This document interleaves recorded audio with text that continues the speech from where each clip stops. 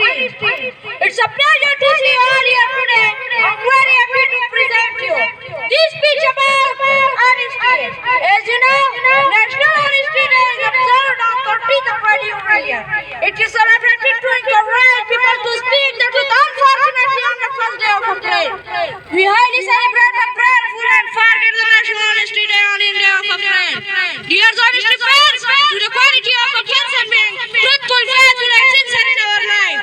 No doubt an honest person can face any situation in life through self-confidence.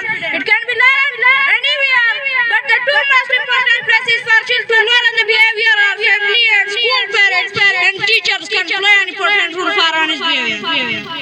Honesty is generally based on trust and truthfulness. A person who is honest is honored by his fellow man and society. Yes, it is one of the greatest virtues of personality.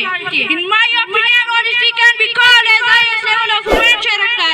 You know, honest people never involve themselves in very wrong activities. They live by ethical rules and morality. Dear, if you want to be honest, you should first be well disciplined and speak the truth. Moreover,